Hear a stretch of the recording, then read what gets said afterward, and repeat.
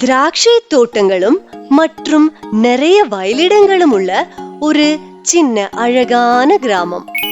இங்க வீரர் என்கிற ஒரு விவசாயி இருந்தாராம்.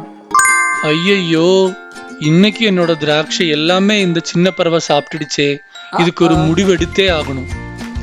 அப்போ அந்த வழி வீரனோட சிநேகிதி ஜாரா வந்துட்டு இருந்தா. என்னாச்சு, ரொம்ப சோகமா இருக்கீங்க? உனக்கு தான் தெரியுமே, நான் வாழ்றதே இந்த திராட்சையை வித்துட்டு தான். ஆனா டெய்லி இந்த சின்ன பறவை வந்து அதெல்லாம் சாப்பிட்டுட்டு போறோம். வருத்தப்படாதீங்க, இந்த பிரச்சனைய எப்படியாவது சால்வ் பண்ணிடலாம். அது நம்ம கரடி விகடன் இருக்கான்ல, ஆமா, விகடன் கிட்ட இந்த பொறுப்பை ஒப்படைக்கலாம். சின்ன பறவை என்ன பண்ணணும்னு அவனுக்கு நல்லாவே தெரியும். ஆமால, கரெக்ட். அப்படின்னா நாளைக்கே விகடன் கிட்ட வர சொல்லு.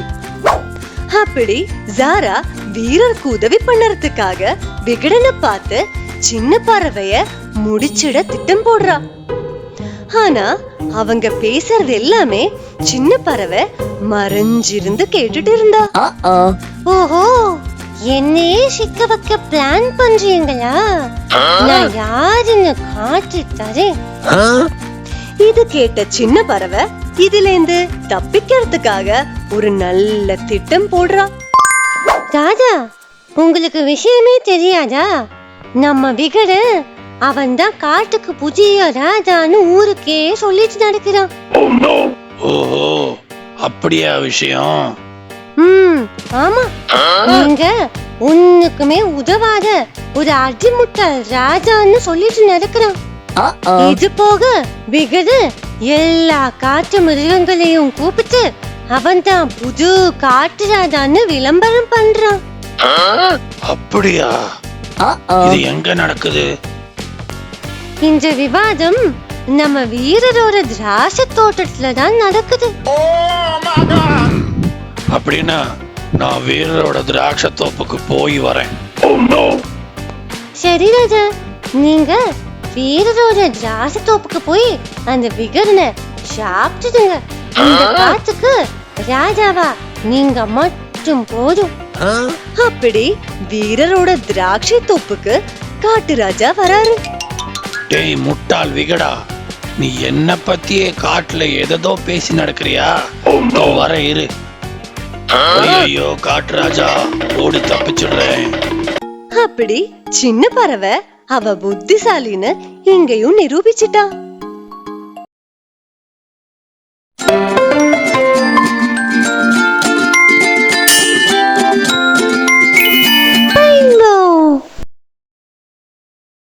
ஒரு அழகான கிராமம். அங்க வீரர் என்கிற ஒரு விவசாயி இருந்தாராம். வீரருக்கு நிறைய கரும்பு தோட்டங்கள் இருந்துச்சாம். ஓ, அப்படி பொழுது விடிஞ்சிடுச்சு. சரி, நான் என்னோட கரும்பு தோட்டத்துக்கு போறேன். ஓ, இன்னைக்கு ரொம்ப வெயில் அடிக்குதே. அப்படி வீரர் அவரோட கரும்பு தோட்டத்துக்கு போறாரு. ஐயோ கடவுளே, அந்த யானை மறுபடியும் என் கரும்பு தோட்டத்தை நாசம் பண்ணிடுச்சே. இப்போ என்ன பண்றது? மனமுடைந்த வீரர் வீட்டுக்கு திரும்பி போறாரு. போற வழியில அவரோட ஃப்ரெண்ட் ஜாராவை பாக்குறாரு. என்னாச்சு, ஏன் இப்படி சோகமா இருக்கீங்க? ஆமா ஜாரா, என்ன பண்றது? என்னோட கரும்பு தோட்டத்தை இந்த யானை நிரந்தரமா நாசம் பண்ணிக்கிட்டே இருக்கு. உனக்கு தான் தெரியுமே, நான் இந்த கரும்பு தோட்டத்தை வச்சுதான் வாழ்ந்துட்டு இருக்கேன். இதுக்கு ஏதாவது ஒரு முடிவு கட்டியே ஆகணும். கவலைப்படாதீங்க, நான் போய் அந்த யானை கிட்ட பேசி பாக்குறேன். சரி ஜாரா, நீ போய் பேசிட்டு வா. ஜாரா யானைய பார்த்து பேச போறா. ஆனா கோவத்துல இருந்த அந்த யானை ஜாராவை தூக்கி வீசிடுச்சு. அப்புறம் ஜாரா வீரரை பார்க்க திரும்பி வரா. என்னாச்சு ஜாரா? அந்த காட்டு யானை என்ன தூக்கி வீசிடுச்சு. நான் உயிர் தப்பிச்சதே ரொம்ப பெரிய விஷயம். ஐயோ, அப்படியா? உனக்கு எதுவும் ஆகலல்ல? இல்ல, எனக்கு எதுவும் ஆகல. சரி வாங்க, நாம பாண்டு கிட்ட போய் இதுக்கு ஏதாவது பண்ண முடியுமான்னு பேசி முடிவு பண்ணுவோம். அவங்க பாண்டுவ பார்க்க போறாங்க.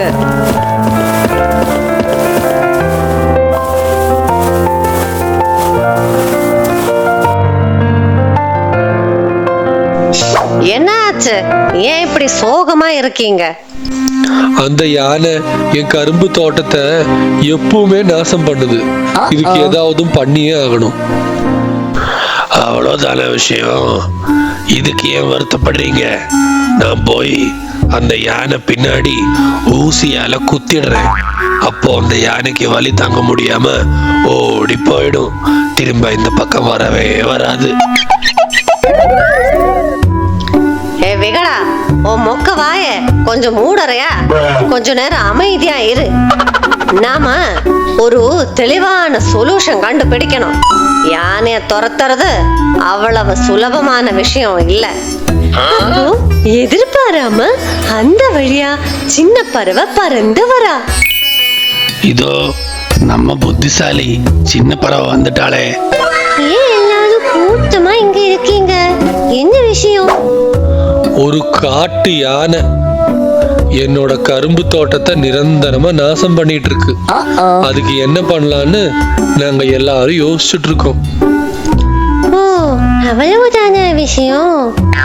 இது அவ்வளவு சின்ன விஷயம் இல்ல. நான் கூட அந்த யானை கிட்ட பேசணும்னு போனேன். அந்த யானை என்ன தூக்கி வீசிடுச்சு. ஓ, யானை சாதாவே தூக்கி வீசிடுச்சா? அப்போ நாம அந்த யானைக்கு ஒரு பாடம் கத்து கொடுக்கணும். அது எப்படி? அது ரொம்ப சுலபம். எறும்புதான் யானையோட எதிரின்னு உங்களுக்கு தெரியாதா?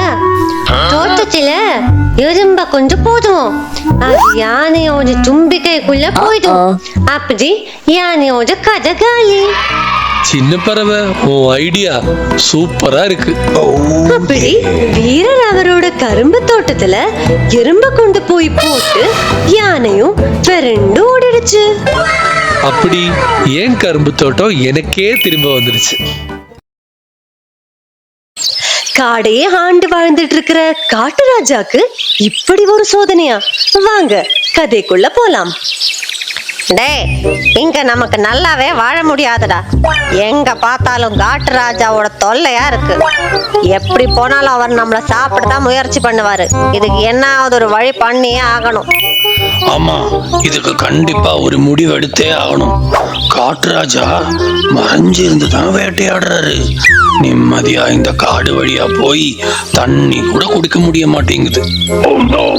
விகடன் சொல்றது கரெக்ட் தான். என்னோட நண்பனு போன வாரம் தான் காட்டுராஜா இந்த மாதிரி மறைஞ்சிருந்த வேட்டையாடி சாப்பிட்டாரு. என்னையும் சாப்பிட ட்ரை பண்ணாரு.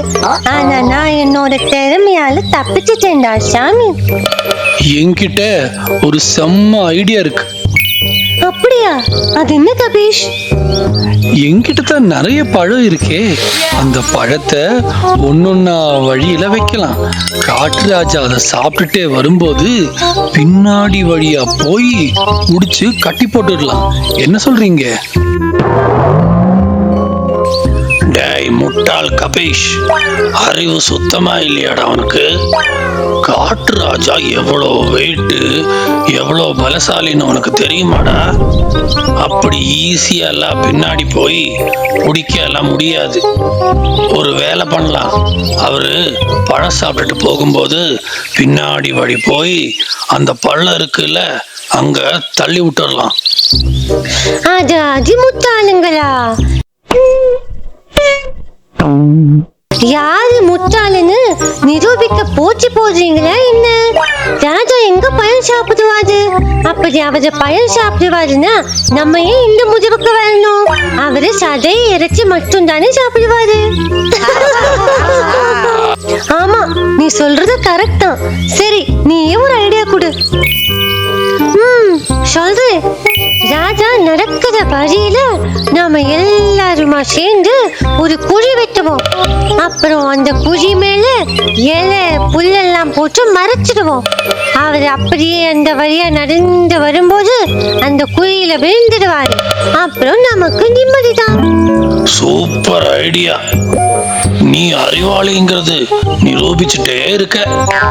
ஆமா ஆமா, மத்தவங்களை சிக்க வைக்கிறதுல சின்ன பறவை புத்திசாலிதான் ஊருக்கே தெரிஞ்ச விஷயமாச்சு. அப்படி அவங்க எல்லாருமா சேர்ந்து காட்டுராஜா நடக்கிற வழியில குழி வெட்டி அது மேல இலை புல்லெல்லாம் போட்டு மறைக்கிறாங்க. சரி, எல்லாரும் சீக்கிரமா வாங்க, நாம அந்த மரத்து பின்னாடி போய் நின்னு என்ன ஆகுதுன்னு பார்க்கலாம்.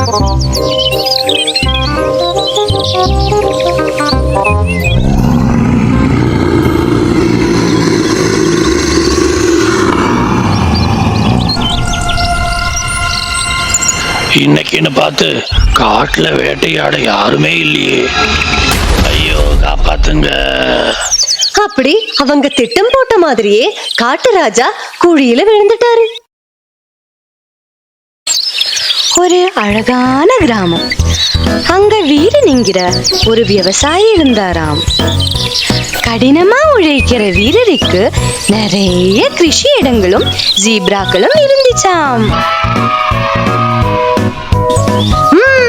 இன்னைக்கு குஷி தான், நிறைய புல் இருக்கு சாப்பிட. ஆமால, ஐயா வரத்துக்குள்ள வேகமா சாப்பிடலாம், என்ன சொல்ற? அப்படி இருக்கும்போது ஒரு நாள் ராத்திரி அவர் வயலுக்கு கரடி வந்துச்சாம். ஓ, இங்க நிறைய காய்கறிகள் இருக்கே. அப்புறம் அந்த ஐயாவோட கொஞ்சம் முட்டாள் ஜீப்ராக்களும் இருக்கு. இன்னைக்கு எப்படியாச்சும் ஐயாவோட ஜீப்ரால ஒரு ஜீப்ராவை நான் சாப்பிட்டே ஆவேன். கரடிக்கு எந்த ஜீப்ராவையும் கிடைக்கல. அந்த கோவத்துல வீரரோட வயலிடத்தை முழுசா நாசம் பண்ணிடுச்சு. அப்படி அந்த கரடி நிரந்தரமா வர ஆரம்பிச்சிடுச்சு. இதுக்கு ஒரு முடிவெடுக்கிறதுக்காக வீரா அவங்க ஜீப்ரா கூட ஒரு மீட்டிங் வைக்கிறாங்க. கண்ணுங்களா, இந்த கரடி என்னைக்குமே நம்ம வயலுக்கு வருது. இதுக்கு ஒரு முடிவு கட்டியே ஆகணும். ஐயா, என்கிட்ட ஒரு சூப்பர் ஐடியா இருக்கு. அது என்ன? நம்ம பக்கத்து கிராமத்துல என் சிநேகிதன் இருக்கான், கில்லாடி பாம்பு. அவங்கிட்ட எந்த விளையாட்டும் நடக்காது. அவனை நான் கூப்பிடுறேன், என்ன சொல்றீங்க ஐயா? ஓ, அப்படின்னா அது இன்னைக்கே பண்ணலாம். அப்படி அந்த கில்லாடி பாம்பு வீரனோட வயலுக்கு வந்துச்சான். ஐயோ பாம்பு, இங்கிருந்து ஓடி போயிடுறேன். அப்படி அந்த பாம்பு பார்த்து கரடி தப்பிச்சிடுச்சு. என்னோட ஐடியா சூப்பரா ஒர்க் அவுட் ஆயிடுச்சு. இப்போ ஒத்துக்கிறீங்களா நான் ஒரு அறிவாளின்னு? ஆமா ஆமா. அப்படி அந்த விவசாயியும் ஜீப்ராக்களும் ரொம்ப சந்தோஷப்பட்டாங்க.